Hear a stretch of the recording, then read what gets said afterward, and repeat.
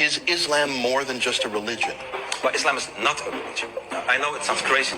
I know I don't get a lot of support for that idea, but I strongly believe that Islam might be dressed up as a religion. I always use one example to prove it. There are many more.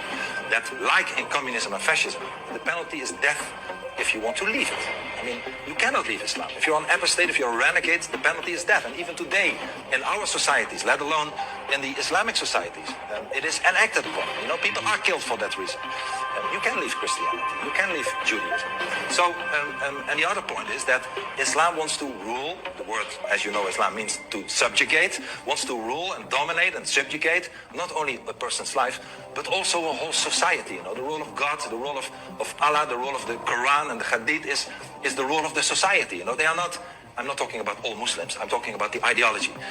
And I agree with them 100% because the punishment for apostasy in Islam is death. I've had hundreds of people messaging me directly saying they are ex-Muslims, but they are scared to come out and say it because they come from Muslim families. It's only the fascists and the communists that have that rule. And I hear people saying there are 2 billion Muslims in the world. But then how do you know out of those 2 billion, so many of them are not ex-Muslims? And they are scared to come out and say it because the punishment for apostasy is death.